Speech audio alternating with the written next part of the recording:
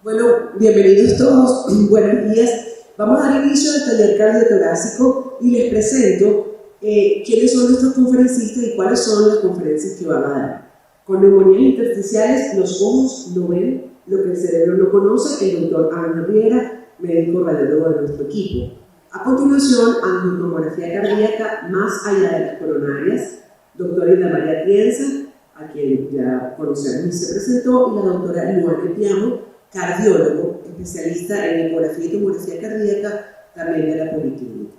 Por último, terminamos el bloque con endofugas, búsqueda del camino perdido con la doctora Andrea López, y a continuación, utilidad del mapeo T1 y T2 con la doctora Norma Sánchez. Muchísimas gracias y que sea un día de muchísimo provecho para todos.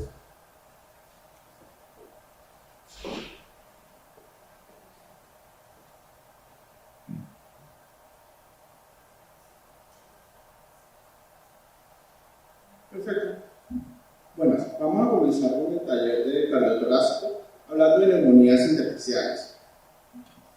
Cuando hablamos de neumonías intersticiales, realmente nos estamos refiriendo a una amplia variedad de enfermedades, todas ellas con un distinto contexto clínico, por lo cual es muy importante que cuando evaluamos un estudio de un paciente con sospecha de enfermedad pulmonar intersticial, tenemos que saber sus antecedentes, la edad, el sexo, si el paciente es fumador, su historial ocupacional, si presenta algún tipo de enfermedad sistémica y qué tipo de tratamiento esté utilizando.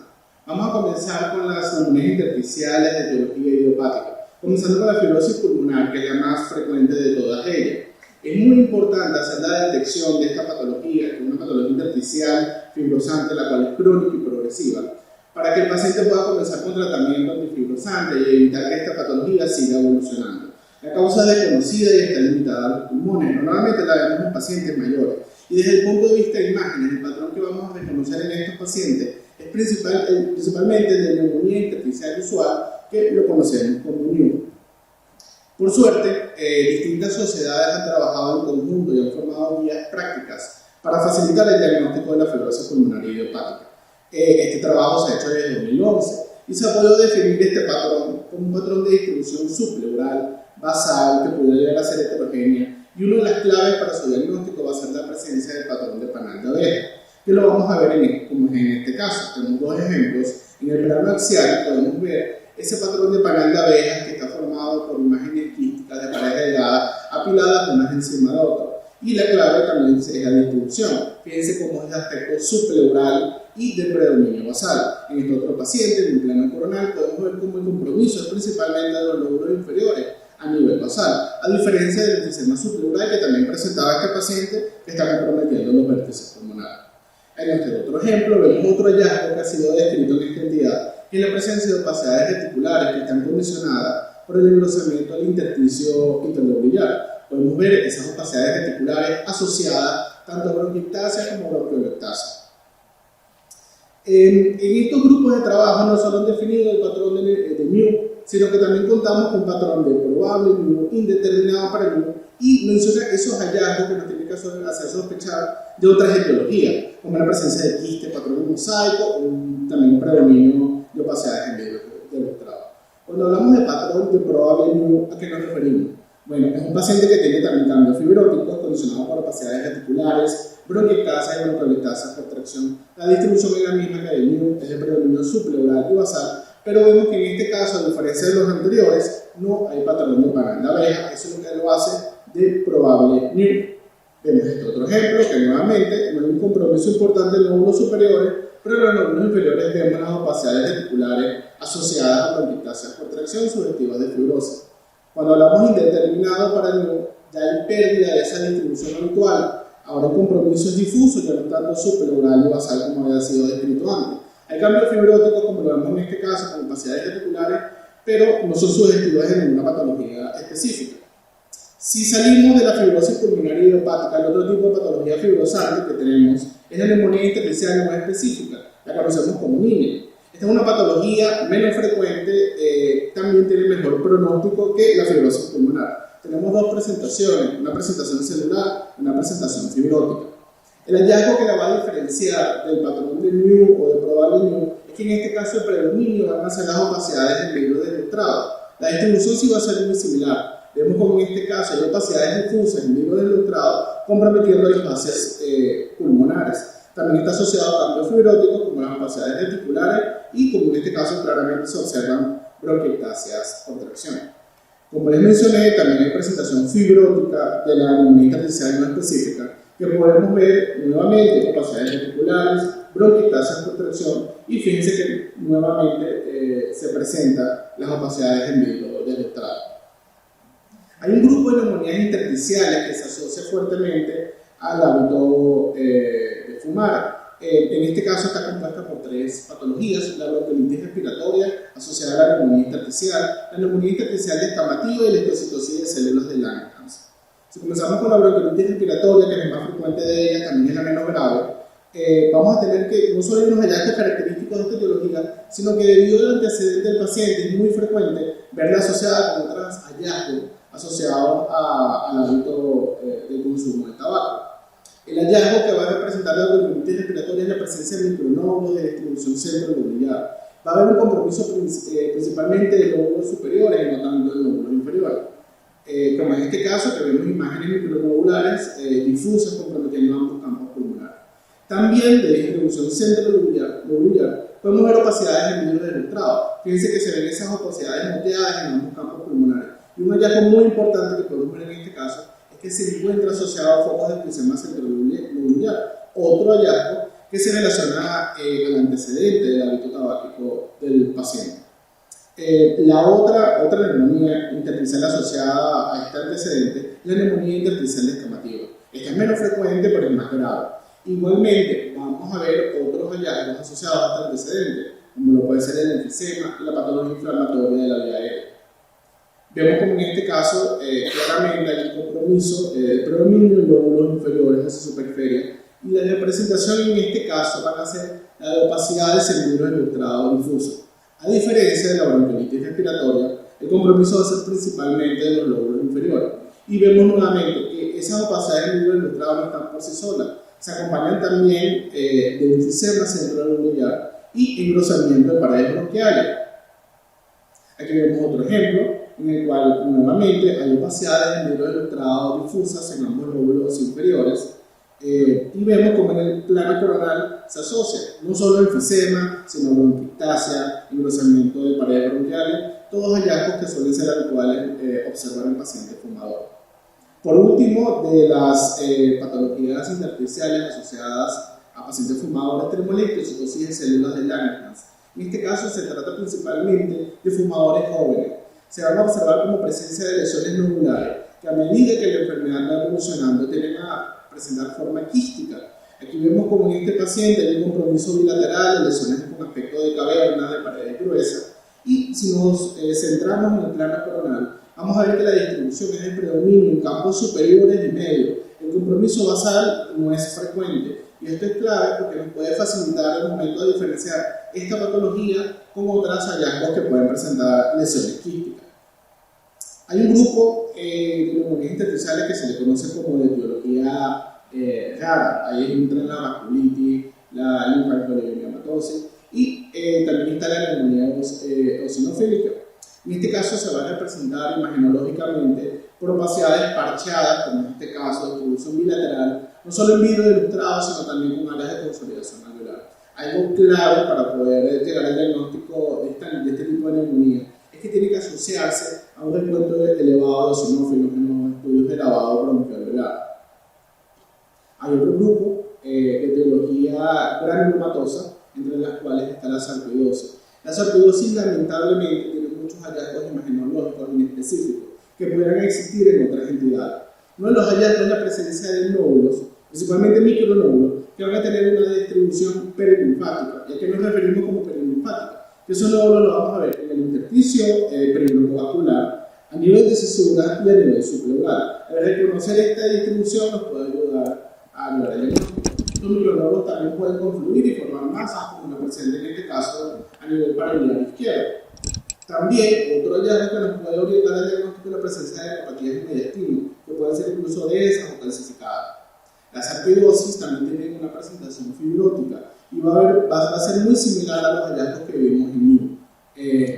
Vemos opacidades similares del predominio basal, con bronquiectasia y bronquiolectasia por tracción, e incluso en casos muy avanzados de fibrosis podemos ver patrón de panal de abeja. Como ya mencioné, la sarcoidosis puede tener muchos hallazgos que coexisten en otras entidades.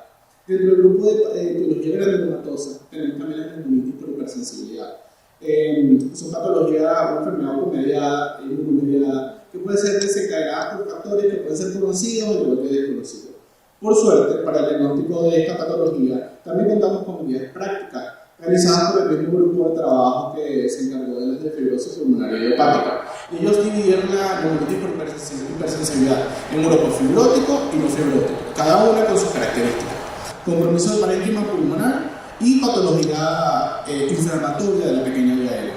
Cuando hablamos de patología del parénquima, nos referimos principalmente a opacidades en vidrio ilustrado, y los hallazgos que pueden ser representativos de patología de la pequeña vía aérea son patrón mosaico, áreas de atrapamiento aéreo. En este caso les tengo dos ejemplos.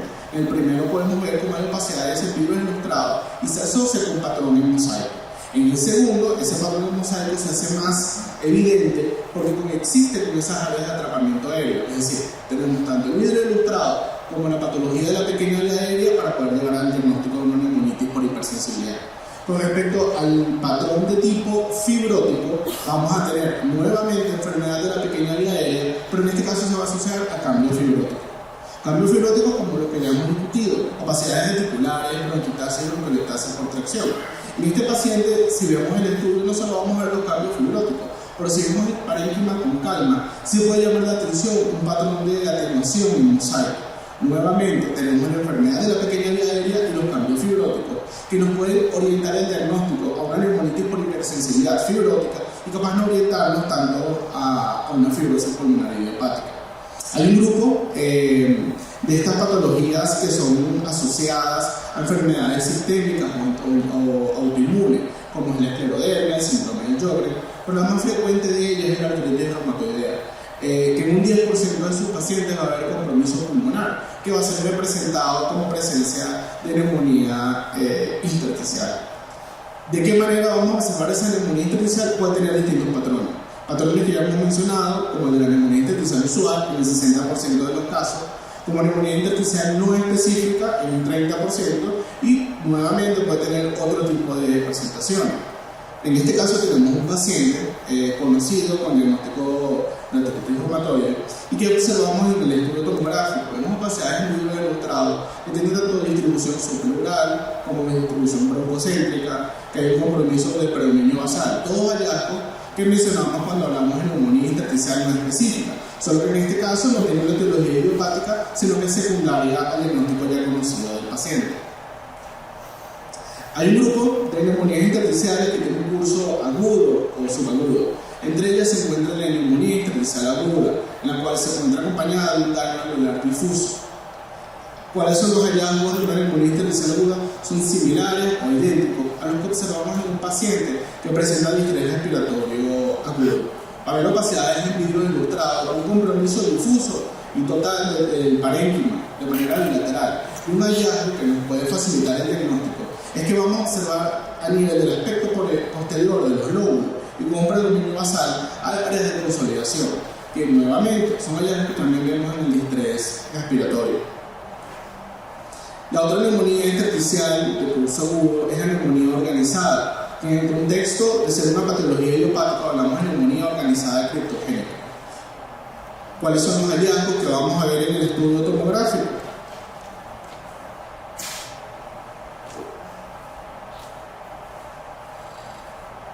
Vamos a observar áreas archadas, opacidades de vidrio ilustrado o incluso áreas de consolidación angular de distribución bilateral. Ellos pueden tener un comportamiento migratorio, es decir, pueden desaparecer y aparecer en otros focos donde no hayan sido observados anteriormente. En este caso tenemos un estudio de tomografía inicial en el cual podemos ver al menos 3 focos de consolidación alveolar. La más grande la presente en el lóbulo inferior derecho.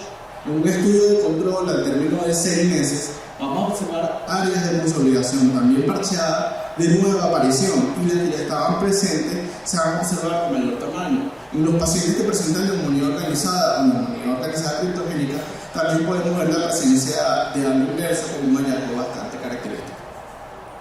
Bueno, muchas gracias.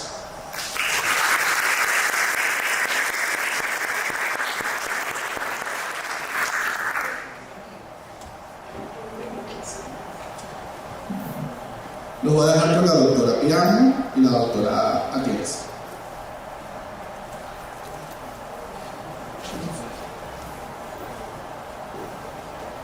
Muy buenos días, muchas gracias por la invitación al comité organizador y a todos ustedes por estar acá acompañándonos en esta jornada tecnológica.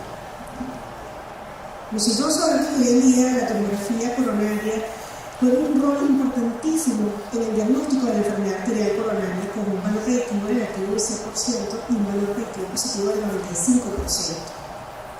Más allá de esto, tenemos que la tomografía se ha convertido en una herramienta fundamental en el tratamiento, en el diagnóstico de la enfermedad valvular. Sabemos que la afectación valvular cardíaca tiene una prevalencia aproximada del 2.5% y la cirugía valvular y los otros procedimientos también endovasculares ocupan casi el 20% de todas las intervenciones. Ahora bien, ¿cuándo indicamos nosotros una tomografía, una angiotomografía cardíaca para evaluación de enfermedad valvular? Pues cuando tenemos dudas de severidad, ya sea estenosis o insuficiencia, cuando tenemos dudas en la función ventricular, en la anatomía extravascular, cuando queremos evaluar si hay fibrosis, aun cuando sabemos que el gol estándar es la resonancia, nosotros también podemos utilizar, en caso de no tenerla, pues, la herramienta de la tomografía.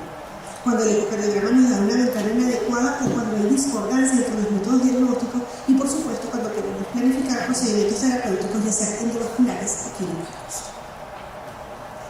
Con respecto al protocolo, bueno, mínimo tenemos hoy en día que utilizar un tomógrafo de 64 cortes.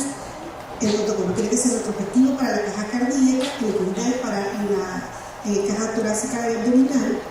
Hay que hacer score de calcio, sobre todo cuando hablamos de la válvula aórtica y estamos en presencia de estenosis aórtica.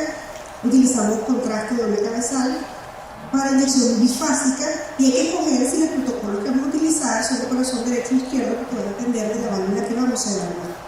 Además de esto, las reconstrucciones de la máquina, por lo general, debemos hacerlas en fases históricas.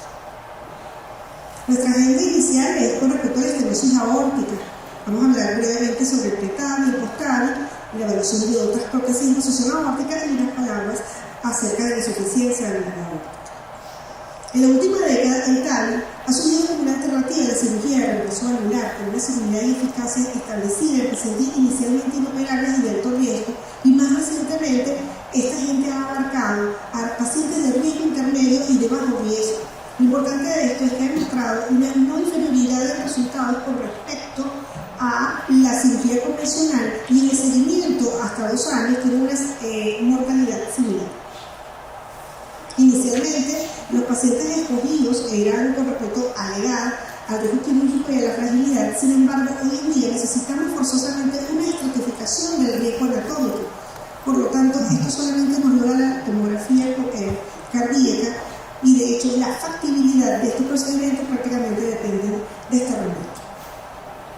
Cuando hablamos del calcio, pues sabemos que el calcio es el material predominante en la degeneración valvular y el calcio score es de utilidad fundamentalmente cuando hay discordancia entre el área y el gradiente medio obtenido por el ecocardiograma en aquellos pacientes que hoy en día son conocidos como de bajo gradiente bajo flujo. Ya desde hace una década hay publicaciones en donde está establecido un punto de corte para severidad, tanto para mujeres como para hombres en valores absolutos e indexados. Cuando hacemos una evaluación tomográfica también hay que tomar en cuenta la hipertrofia ventricular y la dilatación de la raíz aórtica y de la aorta ascendente. Cuando evaluamos propiamente la válvula, pues podemos ver en el modo Buchler la movilidad apropiada de los velos. Y la disminución del área valvular la vamos a hacer, digamos, esta evaluación haciendo una planimetría que perfectamente la vamos a poder realizar. Hemos de ver el número de válvulas, si la válvula es trivalvo, bivalvo o cuatrivalvo, y por supuesto vamos a hablar bastante sobre la clasificación valvular más adelante. Entonces, hoy por hoy, el análisis de la raíz aórtica por angiocetel es el gol estándar para la selección adecuada del tipo y tamaño de la endoprótesis a utilizar. Como lo hacemos en el PL, usamos el doble oblicuo y esto nos va a dar perfectamente, pues estamos a nivel del anillo o del tracto salida del ventrículo izquierdo y allí vamos a realizar nuestras mediciones de perímetro o área, dependiendo de la válvula que vamos a utilizar, como les dije previamente, y vamos a realizar los diámetros que se nos solicitan. Además de eso, vamos a ver la altura de las coronarias, vamos a predecir la posición de trabajo, la clasificación, la simetría de seno y nuevamente si la válvula es cupidor. Este es un paciente nuestro donde vemos perfectamente cómo hacemos la medición de la altura de las coronarias Esto es tomado de nuestro flujograma del trabajo del día a día que hacemos en conjunto con el doctor Carlos Calderas, en la cual todos nuestros pacientes les vemos si son cúspide o no, vemos su diámetro de los anillos, aquí tenemos perfectamente la medida del área del perímetro y de los diámetros, pero no. También vamos a ver la angulación de la válvula con respecto al plano cero y por supuesto aquí vemos cómo hacemos la proyección del implante. Cuando hablamos de las imágenes helicoidales, pues aquí las utilizamos fundamentalmente para hacer la selección del abordaje. ¿Y cuál es la información que nosotros tenemos que brindar? Pues si nuestros accesos vasculares tienen un diámetro adecuado, si hay tortuosidad en el trayecto, si hay calcificación, y con esto nosotros vamos a decir, como en el ejemplo que tenemos acá, si el paciente está adecuado o no para el procedimiento perimetral. Otro punto de evaluar es el arco aórtico, en donde vemos su diámetro, tortuosidad, calcificación. Cuando estamos calcificados como la aorta porcelana, hay que excluir el paciente. Vemos además si los vasos supraórticos tienen óstios independientes o si tienen un arco novilo como el que tenemos acá en el ejemplo. Una vez realizado el implante, vamos a evaluar dos puntos fundamentales, que son las fugas paravalvulares y la sospecha de trombosis. Inicialmente, la fuga paravalvular era considerada como el término de Aquiles de este procedimiento porque la insuficiencia valvular era uno de los factores que incrementaban la mortalidad en estos pacientes en el seguimiento. Ya hoy en día, con las nuevas tecnologías y las nuevas prótesis, ya ha bajado un poco la incidencia. Sin embargo, una vez diagnosticada la fuga paravalvular, a veces hay que echar la película hacia atrás y realizar la tomografía previa al implante buscando factores predictores de la fuga en ese momento. Uno de ellos es el calcio, entonces tenemos que ver si era severa, o mayor de 5 milímetros de grosor, si se extendía el tracto de salida del ventrículo izquierdo, la distribución asimétrica a nivel de los velos y su extensión hacia el tracto de salida. Una vez más, veíamos morfología también del tracto de salida del ventrículo izquierdo y si era una válvula bicúspide o no.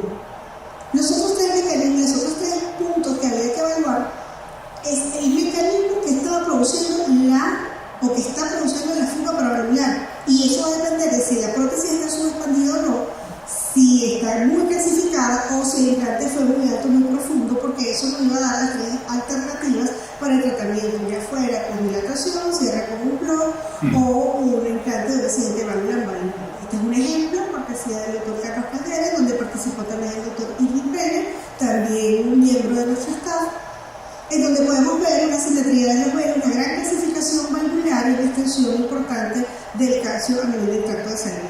En el ecocardiograma se ve perfectamente una insuficiencia, una fuga paravalvular considerada como severa. Ellos decidieron colocar un PRO y este es el resultado final de su trabajo. Con respecto a la trombosis, nosotros tenemos que inicialmente no se habían reportado, sino hasta el año 2015, donde el estudio Pórtico encontró que había un paciente que presentó un ictus. Eso hizo que se realizara toda la data de las tomografías controles, en donde encontraron este hallazgo de una imagen de hipotenuación que después quedó bautizada así como HALT, por sus siglas en inglés, que es una imagen de hipotenuación de los velos. Más adelante, el mismo autor, en un subestudio del Partner 3, en donde se realizaron tomografías consecutivas a estos pacientes, se encontró que aquellos que tenían HALT a los 30 días, pues tenían mayor tasa de accidentes cerebrovasculares. Cuando comparamos nuestra técnica, nuestra tomografía, con el resto de las técnicas diagnósticas, como el ecocardiograma transtorácico y transesofágico, vemos que es superior al transtorácico, pero es igual al ecotransesofágico para hacer el diagnóstico de trombosis. Un estudio más reciente, que es el estudio HALT, ya nos está permitiendo hacer una graduación del engrosamiento de los velos, y además de eso tenemos, digamos que nos dice que esta evaluación la hacemos en MPR, fundamentalmente en directo. Su contrapartida, hecha en volumen render y en fase sistólica, es lo que es conocido como el REM, que es la evaluación de la disminución de la movilización o de la motilidad de los velos. Cuando vemos otras prótesis en posición aórtica, pues vemos que también, ya sea en prótesis mecánica como en prótesis biológica, podemos utilizar la misma técnica para la evaluación de la trombosis.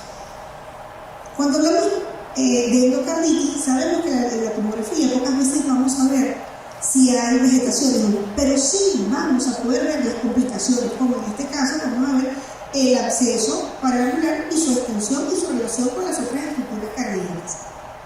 También estas prótesis van a presentar fugas paravalvulares que van a poder ser cuantificadas y nos van a ayudar en algunas proyecciones a planificar el trabajo, digamos, con respecto a su tratamiento y resolución definitiva posterior. Nosotros vamos a poder ver el efecto, como este caso demuestra, donde vemos perfectamente el tipo de válvula, que es una válvula mecánica, y su relación con las arterias coronarias.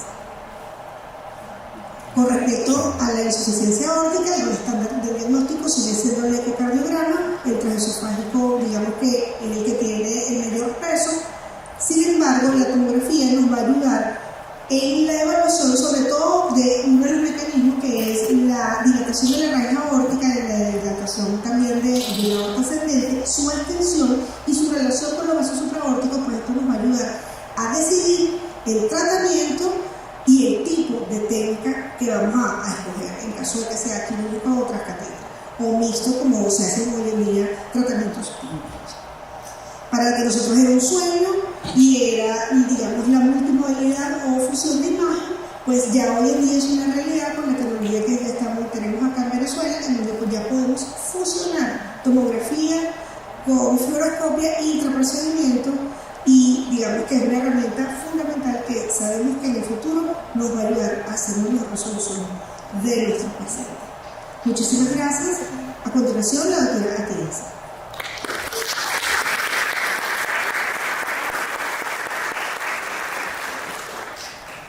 Bueno, vamos a continuar entonces con las otras válvulas. Nuevamente les hablo de la válvula aórtica y yo les voy a hablar de la válvula mitral, les voy a hablar de la tricúspide y les voy a hablar de la orejuela. Normalmente, hasta hace pocos años, el ultrasonido, que estaba además en manos de los cardiólogos, el ecocardiograma, era la reina.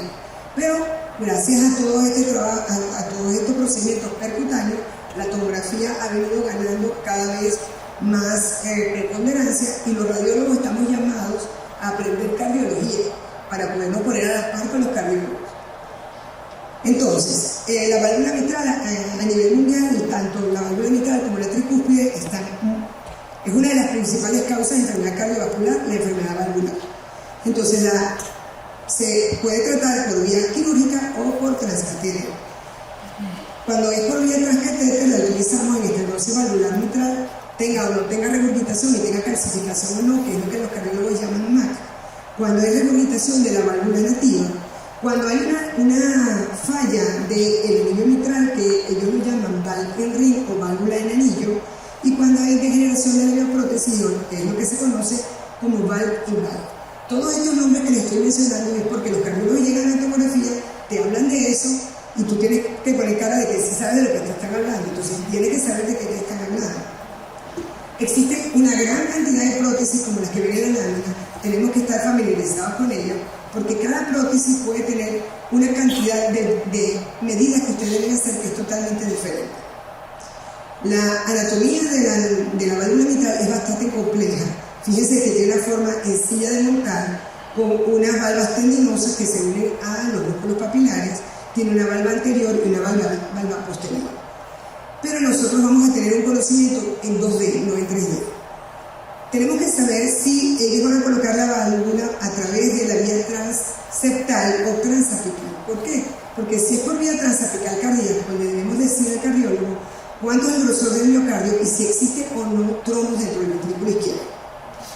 En esta imagen que les voy a dar de una anatomía sencilla, fíjense que aquí están las valvas anterior y posterior, las cuerdas tendinosas. Tenemos que saber el ángulo entre la aorta y la aurícula izquierda. Tenemos que decirle cuál es el grosor del músculo anterobasal para poder predecir el diámetro propuesto del nuevo tracto de salida del ventrículo izquierdo una vez que se desbloque la válvula protésica. Y vamos a poder hacer una planimetría de la válvula aórtica que fíjense que tiene una forma en D, donde nosotros vamos a hacer una medida intertrigonal tanto anterior como posterior. Nosotros lo hacemos de esta manera. Fíjense en este video nosotros vamos moviéndonos en 2 cámaras, 4 cámaras y eje corto. Vamos a poder ver perfectamente la válvula con todos sus segmentos y vamos a poder ver el tracto de salida del ventrículo izquierdo. En cuanto a la estenosis valvular mitral, tenemos que conocer que fíjense cómo se pone totalmente engrosada la válvula mitral, adopta una forma elíptica Vamos a poder medir también su perímetro y su diámetro. Y la primera causa es la reumática, por supuesto. Vamos a ver como en esta imagen un engrosamiento de las válvulas. También podemos hacer diagnósticos de prolapso de la válvula mitral. No es el objetivo. El ecocardiograma que es superior, sin embargo, si usted está haciendo una tomografía y ve un ascenso por encima de 2 milímetros del anillo, usted debe reportar que hay un prolapso de la válvula mitral. Y en cuanto a las calcificaciones, que son muy frecuentes cuando los cardiólogos nos piden que hagamos una planimetría para TAVI, es importante que les digamos también qué va a pasar con el diámetro de donde está la válvula mitral, y podemos hacer reconstrucciones 3D donde podemos superponer la gruesa calcificación y predecir si va a haber o no obstrucción del tracto de salida del ventrículo izquierdo. También podemos hacer estas reconstrucciones en MIP y 3D coronales, que son nuestras. Fíjense que miren esta gruesa calcificación acá, lobular, miren el tracto de salida del ventrículo izquierdo totalmente disminuido. Y el hemodinamista tiene que saber hasta dónde va a introducir la válvula, porque él tiene que tener una medida exacta en la cual él despliega la válvula en la válvula protésica dentro del anillo valvular nativo. Este ejemplo que les presenté previamente, miren aquí, aquí él colocó el TAVI, fíjense aquí la válvula protésica, miren la gruesa calcificación que nosotros le habíamos dicho a él que tenía el paciente, con lo cual él no se introdujo tanto en el tracto de salida porque hubiese podido tener problemas allí, incluso ruptura, y este paciente a posteriori va a ser resuelta de la válvula mitral. Cuando existe una válvula inválida, o sea, ya el paciente tiene una válvula que falló, él va a colocar una válvula dentro de esa válvula por vía percutánea, nosotros debemos medir el perímetro y el diámetro y hacer las reconstrucciones tridimensionales que él requiere. Las complicaciones de estas válvulas protésicas son muchas. Pueden migrar, se pueden obstruir el tracto de salida, pueden trombosarse, pueden romperse y pueden producirse pseudoaneurismas. Si ustedes ven la imagen de la izquierda, si sabemos que el anillo valvular está acá, fíjense cómo esta válvula migró hacia la aurícula, que eso es una cosa bastante terrible que puede suceder. En este otro paciente, fíjense que este paciente tiene un anillo, tiene una anuloplastia valvular, pero esa anuloplastia falló. El paciente presenta una fuga paravalvular, como vemos en el eco. Aunque no hagamos eco los cardiólogos, los radiólogos, debemos aprender con los radiólogos por lo menos a mirarlo y saber cuando estamos viendo un estudio con ellos, saber lo que es una fuga paravalvular. Este paciente se le coloca dentro de la anuloplastia que falló una nueva prótesis y miren el resultado sin ningún tipo de fuga. En este trabajo que apareció en Radiografías del 2020, hacen una comparación entre el ultrasonido y el eco, que era la reina hasta ahora. Y ellos demostraron que la tomografía es superior para la medición exacta del anillo valvular, para simular la endoprótesis y predecir la probable obstrucción del tracto de salida, así como para ver estructuras adyacentes como las coronarias que podrían alterarse o dañarse durante el procedimiento. Adicionalmente, ver exactamente la pared torácica y el ventrículo izquierdo en el caso que vayamos a usar una vía transapical. En cuanto a la válvula tricúspide, vamos a decir que es una válvula que también tiene una anatomía bastante compleja, con 3 valvas y un anillo y un aparato subvalvular. Ella va a ser objeto tanto de estenosis como de insuficiencias. Y las mediciones las vamos a hacer tal cual como les dije previamente. Usamos el 2 cámaras derecho, el 4 cámaras y el eje corto, vamos haciendo las reconstrucciones para poder hacer la planimetría exacta de la válvula.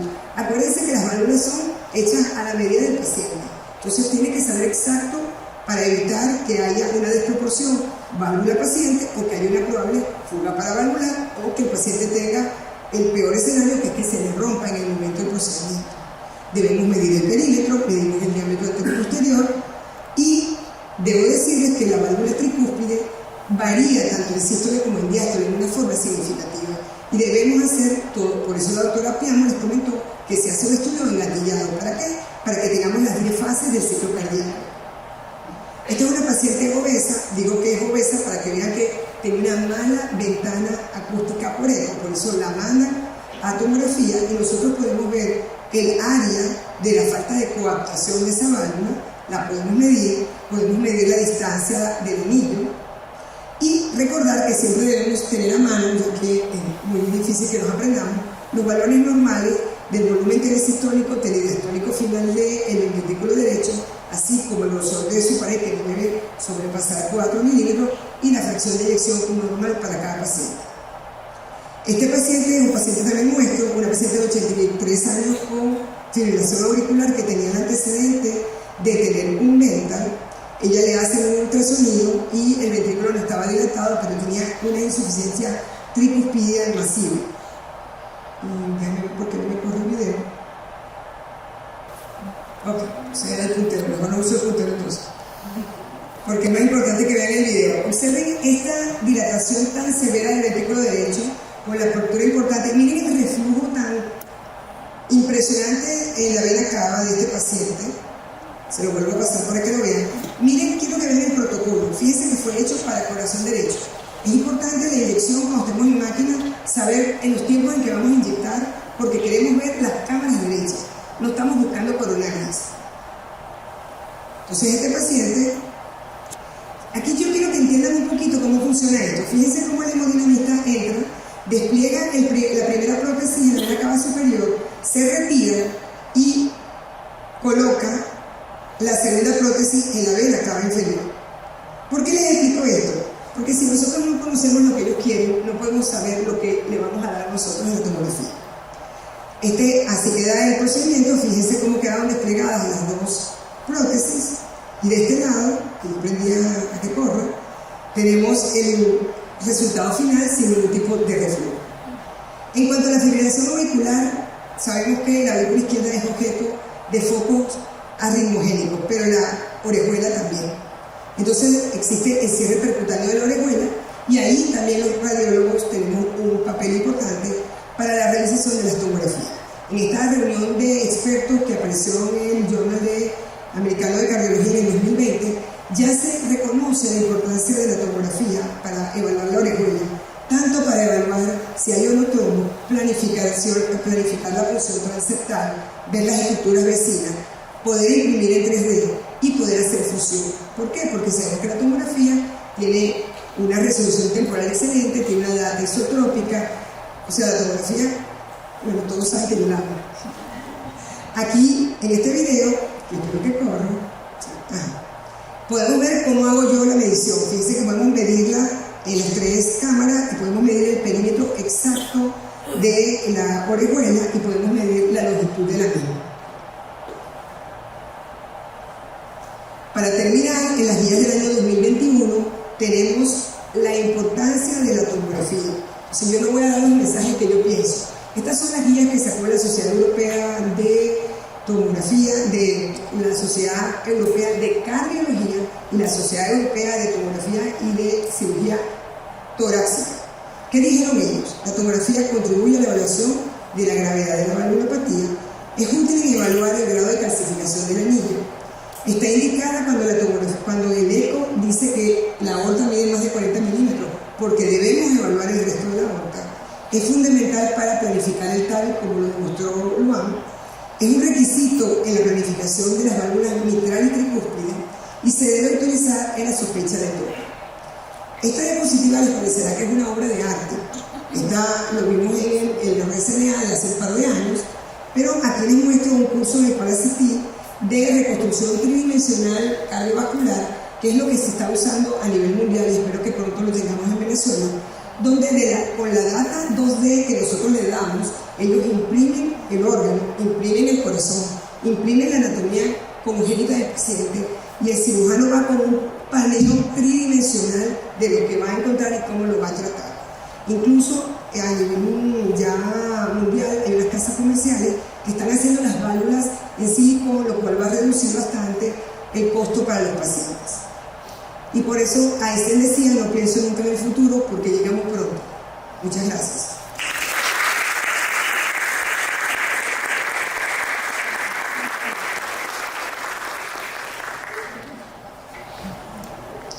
Ok, continuamos con la charla de endofugas. Búsqueda del camino perdido y ya veremos por qué. Debemos iniciar con esta imagen en la que observamos un aneurisma de la aorta abdominal, definido como un aumento del diámetro normal de la aorta mayor de 3 centímetros. Ahora bien, ¿cuándo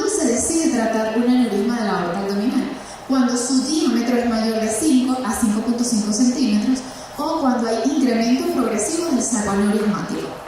Otra de las indicaciones es que se asocia a síndrome aórtico agudo de Stanford-Bell. Para el tratamiento vamos a tener dos opciones, la cirugía abierta y el tratamiento endovascular. Este último que ha surgido como alternativa a la cirugía abierta y actualmente es de preferencia al ser un método mínimamente invasivo que ha logrado reducir los riesgos de morbimortalidad. ¿En qué consiste el tratamiento endovascular?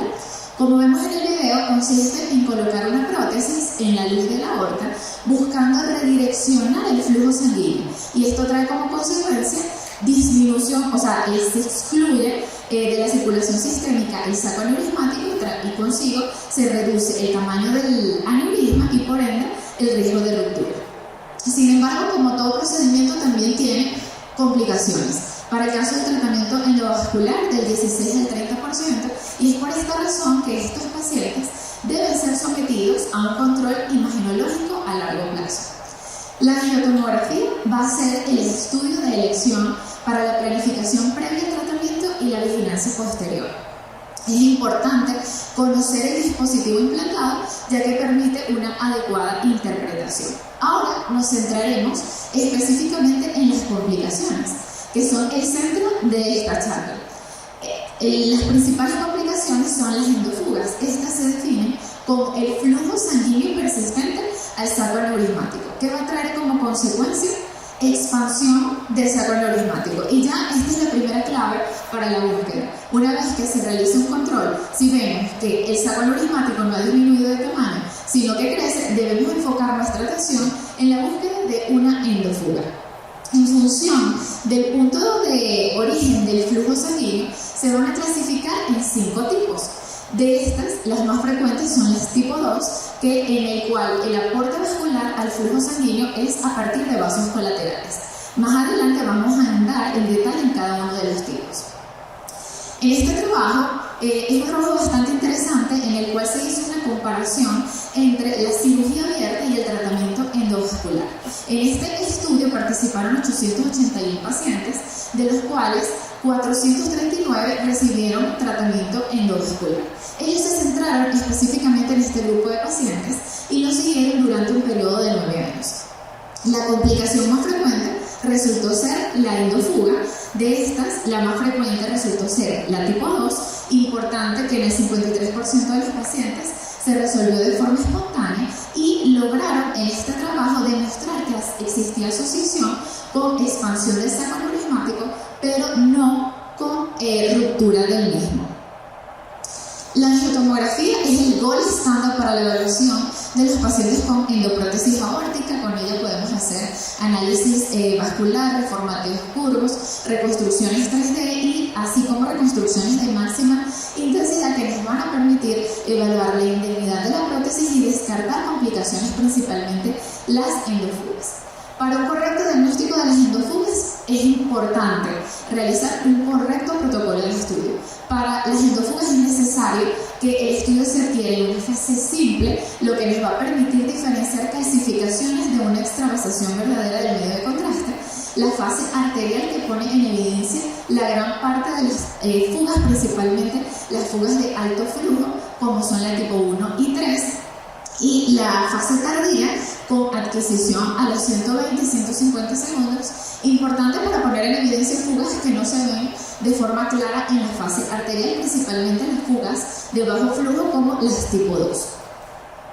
Este es nuestro protocolo de estudio. Nosotros contamos con un tomógrafo de 128 cortes. La adquisición la realizamos con la técnica del bolus tracking y, como les comenté, el protocolo en nuestra institución es trifásico. Es importante resaltar la dosis de contraste, 1 cc por kilogramo de peso. Sin embargo, se les coloca con asterisco porque esto va en función de la condición clínica del paciente. Hemos visto pacientes que tienen alteración de la función renal y hemos tenido que ajustarnos a este tipo de pacientes y hemos adquirido estudios incluso con dosis menores y incluso de 0.3 a 0.5 cc por kilo, y que modificando parámetros técnicos hemos obtenido un estudio vascular óptimo para el diagnóstico. La velocidad de inyección de 5 a 6 cc por segundo y el grosor de corte también importante para la posterior reconstrucción de las imágenes. Vamos a centrarnos en este artículo que está de libre acceso, lo pueden tomar como referencia para el estudio de cada uno de los tipos de endofugas. Vamos a iniciar con el tipo 1. El tipo 1 ocurre cuando hay flujo sanguíneo en los puntos de inserción de la prótesis. Se va a clasificar a su vez en 3 tipos. El tipo 1A, como vemos en la imagen, en donde la fuga va a estar en el punto de inserción proximal de la prótesis.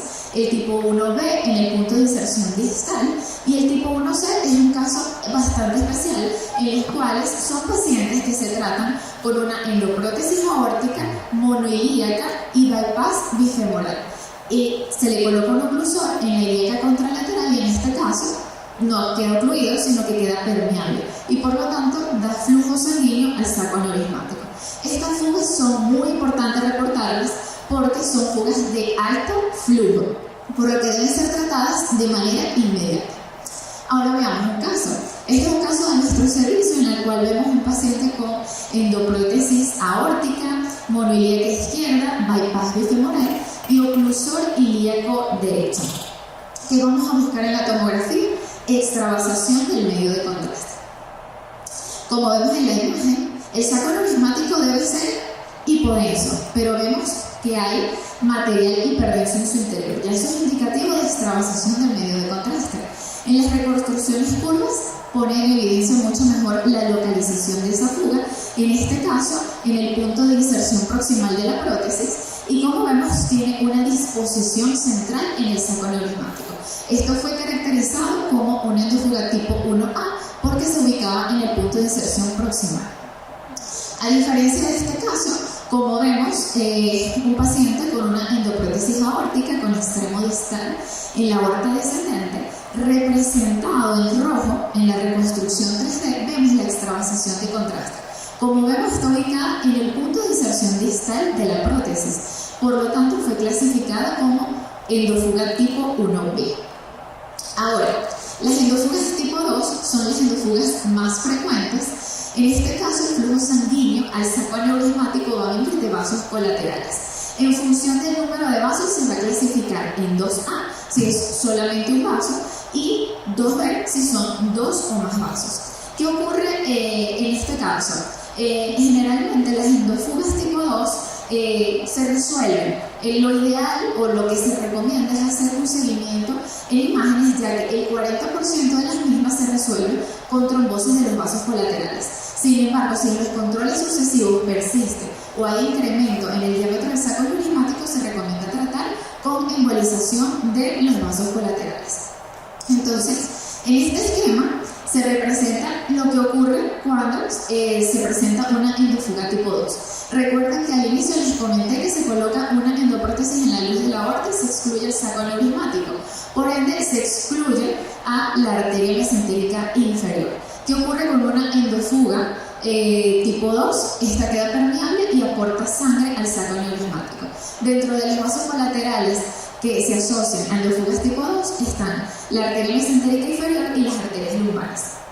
Vemos el siguiente caso en el cual existe extravasación del medio de contraste de localización periférica y había aporte vascular a través de 2 ramas o 2 arterias lumbares, que se pone en evidencia mucho mejor en las reconstrucciones 3D, como vemos acá en la imagen, las 2 arterias lumbares que se conectan con el saco aneurismático.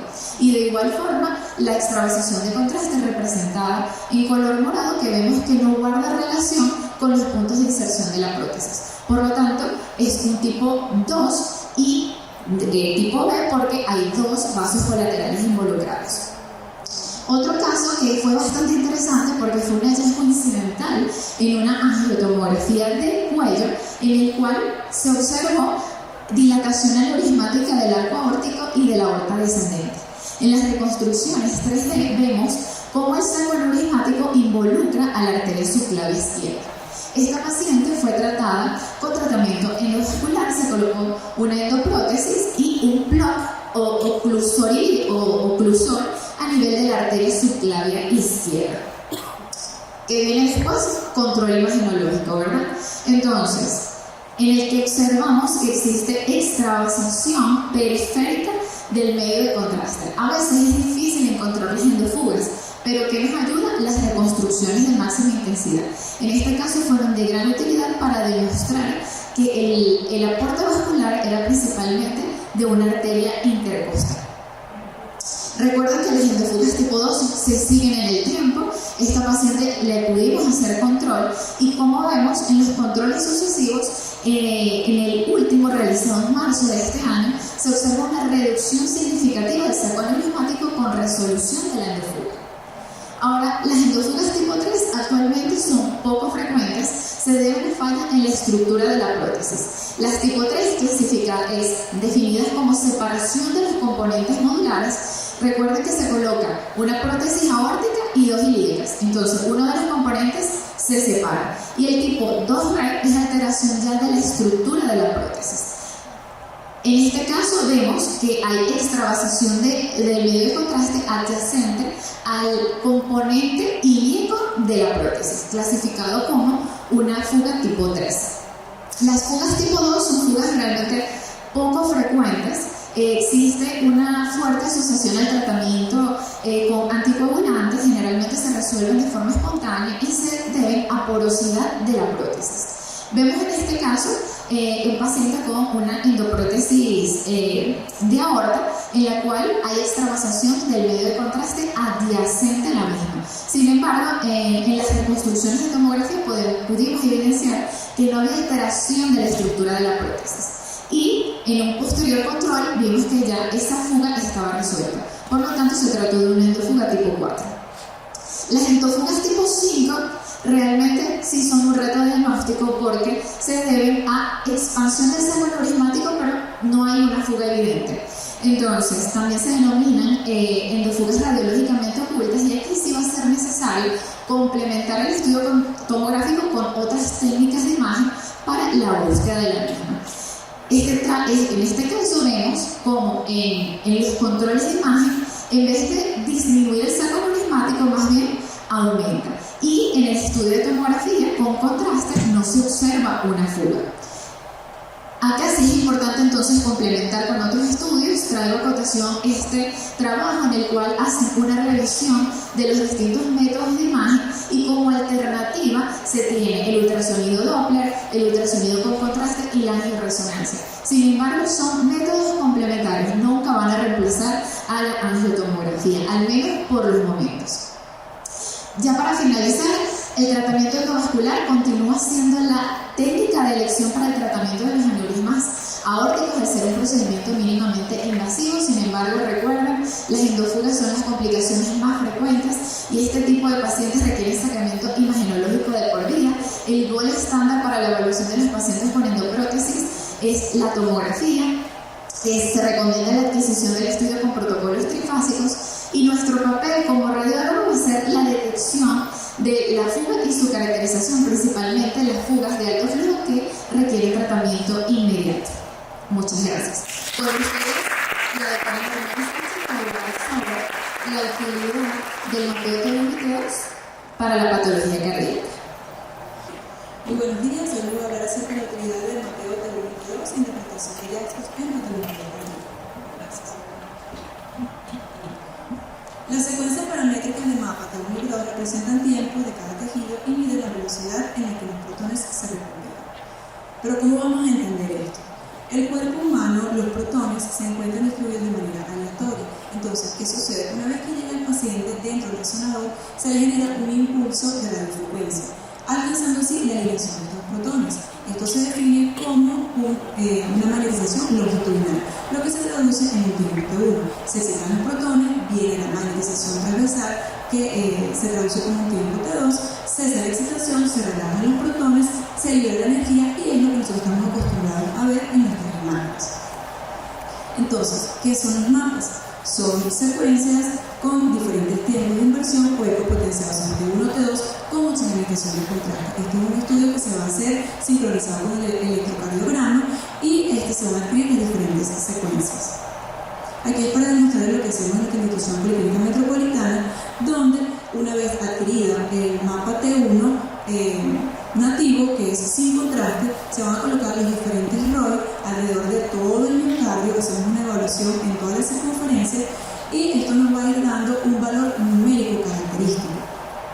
A su vez, en nuestro equipo, que es un G de 1.5 Tesla, el color del miocardio, como ustedes lo ven, es un color morado oscuro, que es lo normal en este equipo. Eso va a depender de la tasa comercial. También se va a colocar un ROI en la luz ventricular sin incluir los músculos papilares. Aquí es para demostrarles cómo hacemos el mapeo T2. De igual forma, se va a colocar el ROI en las diferentes distribuciones del miocardio. Eso se va a hacer tanto en la base, en la porción media, como en el ápex del miocardio. Se hace un clon en todas las series y eso nos va a dar un valor numérico. Entonces, fíjense que no solamente la característica visual del color, sino también que vamos a obtener un valor numérico característico. Las secuencias T2 normales a las que nosotros estamos acostumbrados a visualizar, que es en escala de grises, tienen una limitación, ¿ok? Porque esas son secuencias muy susceptibles a los artefactos y a la interpretación subjetiva porque es completamente visual. Ahora, ¿qué ocurre con la innovación de estas nuevas secuencias?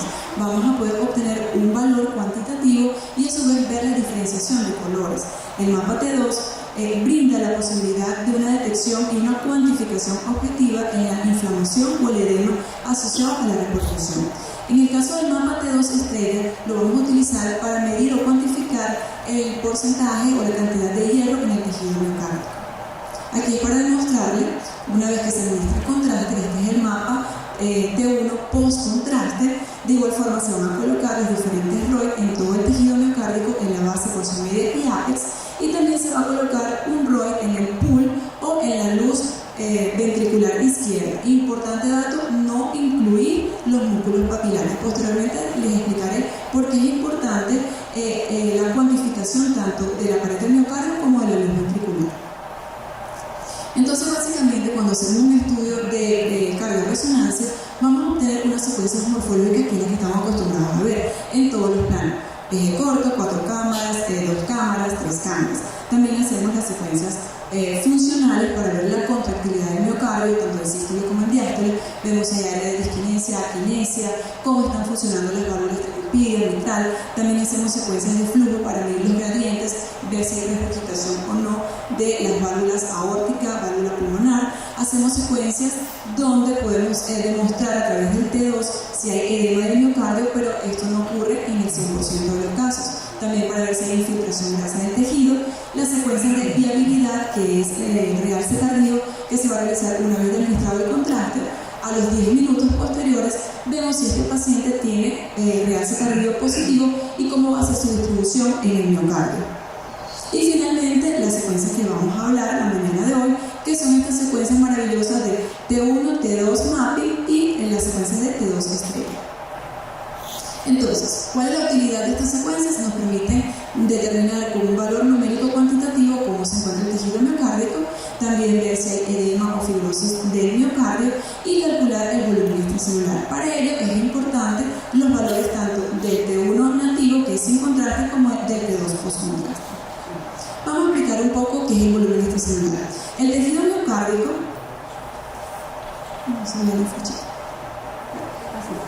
el tejido miocárdico va a estar conformado por un componente intracelular que representa el 75% y un componente extracelular que representa el 25%. ¿Qué hay en el componente extracelular? Red de fibras de colágeno y neofibroblastos. Cuando hay una alteración o un daño celular, el componente que estaba dentro de la célula va a pasar al compartimiento extracelular y ahí podemos evidenciar si hay edema o si hay área de fibrosis, es decir, si hay paso de líquido o si hay pasos de fibras de colágeno o depósitos de cualquier otra patología. Esto es una gráfica para demostrarle cómo alrededor de los miocitos puede haber fibrosis, puede haber edema, y una vez que nosotros administramos el gadolíneo, va a pasar, vamos a poder ver la distribución del gadolíneo a través del miocardio, como en los acortamientos de T1, y obteniendo el valor de hematocrito de este paciente, podemos obtener el volumen intracelular, que es a través de esta ecuación, como ustedes ven aquí reflejado. Pero no se preocupen que nosotros no calculamos esa ecuación. Existen aplicaciones en la actualidad que podemos descargar en nuestros teléfonos y simplemente indexamos los valores que son el valor del hematocrito, el valor del pulso sanguíneo o la luz ventricular, como les expliqué, tanto pre como post contraste, y el valor del miocardio, tanto pre como post contraste. ¿Qué valores vamos a colocar? Donde encontremos afectado el miocardio, es decir, donde se encuentre incrementado o disminuido el valor. Aquí es para mostrarle cómo nosotros hacemos en nuestra institución. Esto es un mapping nativo, el mapa nativo en la gráfica de colores, y aquí está el postcontraste. Entonces, los valores normales en nuestro equipo G de 1.5 Tesla para T1 va a ser de 900 a 1000 milisegundos. Para el T2 va a ser de 50 milisegundos, y del volumen extracelular se encuentra comprendido entre 20 y 30%, con un promedio de 25%. Aquí es para como afianzar un poco más el conocimiento. Entonces ya sabemos que el valor normal se va a encontrar en este color morado, como se lo mostré anteriormente, que se puede visualizar aquí, que es el color normal con unos valores entre 900 y 1000. Cuando se encuentra por encima de estos valores, nos habla acerca de que hay fibrosis, edema, enfermedades de depósito o infarto del miocardio. Y si se encuentra disminuido, nos habla acerca de enfermedades de depósito de hierro o de sustitución lipídica. Los mapas nos ayudan entonces para comprender si hay un aumento del espacio intersticial, si hay edema, si hay sustitución lipídica o si hay depósitos de hierro.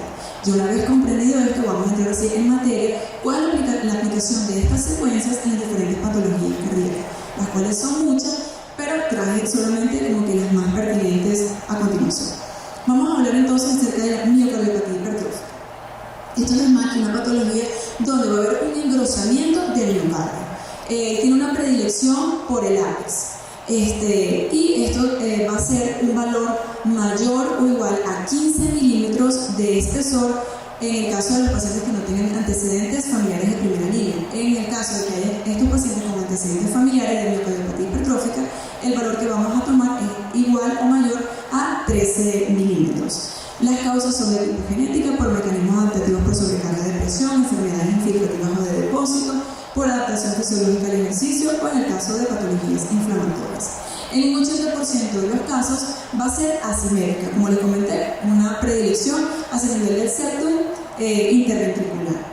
En un 5 o 25% se puede presentar en el ápex, en la porción medioventricular, y esto es importante decirlo porque estos pacientes tienen un mayor riesgo de desarrollar aneurisma del ápex en un 2%, y en un 5% va a ser de manera concéntrica difusa.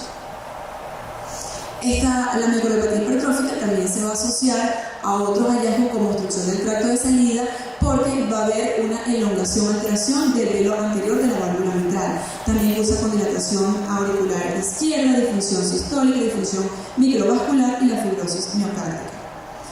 Dentro de los hallazgos por resonancia clave que vamos a entender en la mañana de hoy es que los valores de T1 mapping y de volumen extracelular se van a encontrar aumentados. En un 50-70% de los casos puede haber realce tardío, pero en el dado caso que no haya realce tardío, fíjense, de contener los valores de T1, T2 mapping y la sospecha del engrosamiento y la sospecha clínica, ya nos habla acerca de un marcador precoz de esta enfermedad.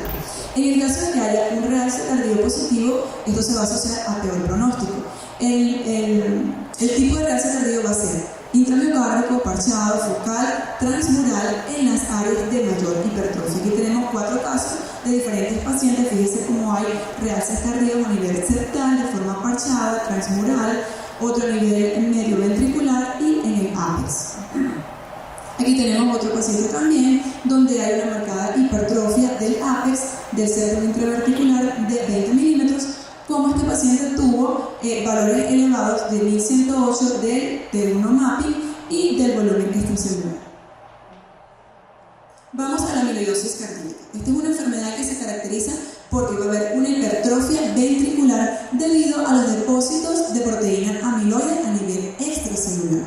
También va a cursar con engrosamiento del septum interauricular, derrame pericárdico y pleural en el 50% de los casos. Algo característico de esta patología es que vamos a tener la ausencia de anulación del pulso sanguíneo, y dentro de todas las patologías cardíacas es el que tiene un valor más incrementado del volumen extracelular. Incluso varios artículos hablan de que si hay un valor mayor al 59% hay un mayor riesgo de mortalidad en este paciente.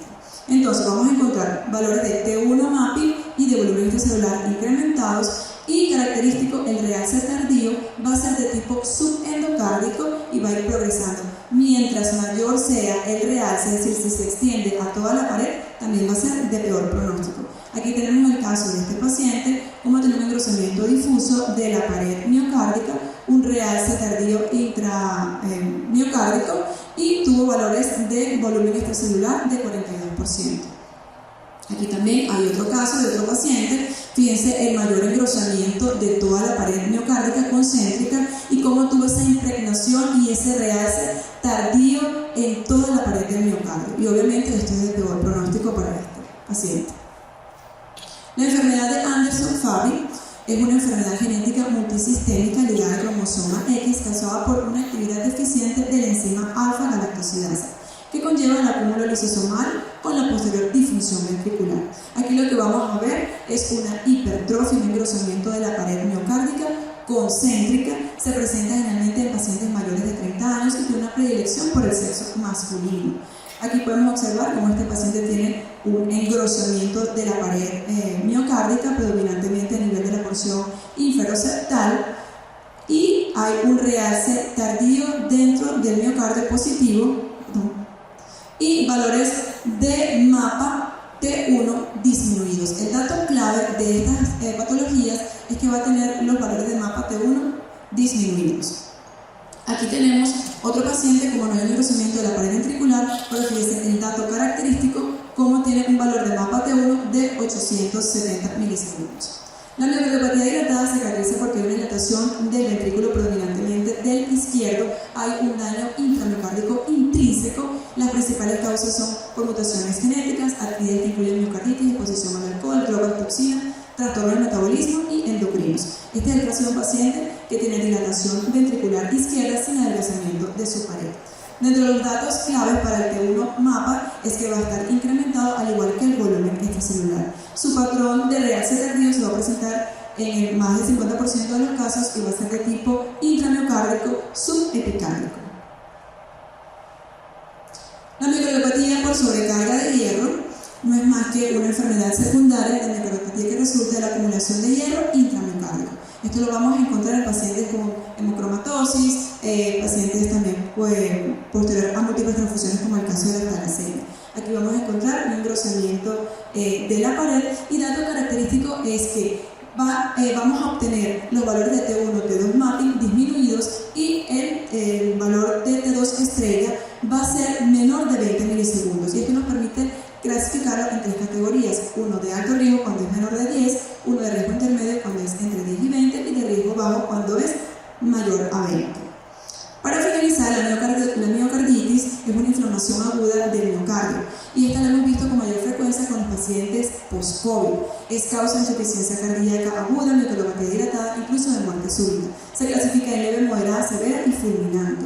Los hallazgos convencionales que vamos a encontrar en la resonancia magnética es que vamos a visualizar hiperintensidad de señal de secuencia de T2, un realce temprano con el gadolinio y de estar presente el realce tardío, este es característicamente subepicárdico. Cuando estamos en la fase aguda de la enfermedad hablamos de necrosis, cuando estamos en la fase crónica hablamos de fibrosis y va a cruzar también con disfunción ventricular y derrame pericárdico. Es importante realizar este estudio durante las primeras 2 semanas de la enfermedad. Aquí es para mostrarles cómo hubo una hiperintensidad de señal en la secuencia de T2, un realce precoz en su pared lateral y un realce tardío positivo subepicárdico característico. Dentro de los criterios de Lake-Lewis, ellos se utilizan para hacer el diagnóstico de miocarditis aguda.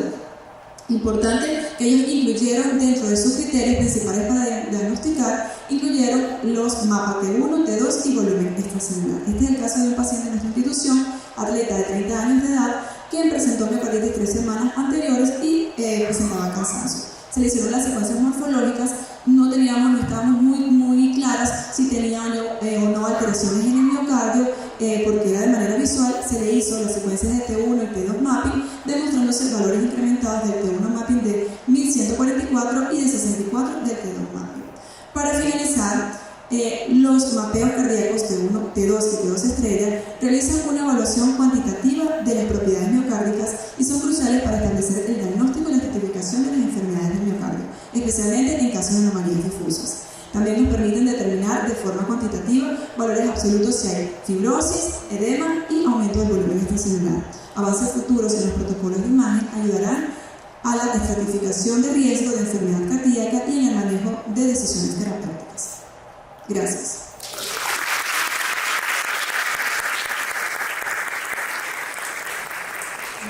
A continuación, los invitamos 15 minutos al coffee break que vamos a tener y los esperamos nuevamente. Gracias.